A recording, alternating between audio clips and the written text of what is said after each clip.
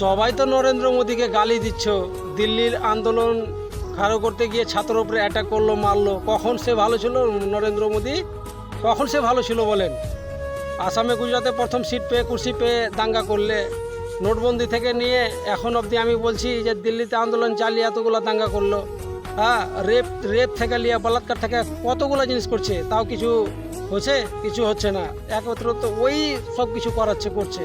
তাহলে কথাটা হলো যে নরেন্দ্র মোদীকে হটাতে গেলে আমাদের সুপারস্টার, নামি দামি, পয়সাওয়ালা, পাওয়ারওয়ালা সলমান খান আছে, তারপরে রাহুল গান্ধী, আসাউদ্দিন ওবিসি, শাহরুখ খান, বিজয় থালাবেটি, অবশ্যই হিন্দু মুসলিম শিখ ইসাই সব ভাই ভাই এইভাবে যদি একত্রিত, যে এই নেতাগুলা, এই স্টারগুলো যদি একত্রিত হয়ে, যদি একতা হয়ে যদি কাজ করতে পারে, তো অবশ্যই নরেন্দ্র মোদী নিজে খুদ ইস্তিফা দিয়ে দিবে, নিজে খুদ রাস্তা দেখে নেবে।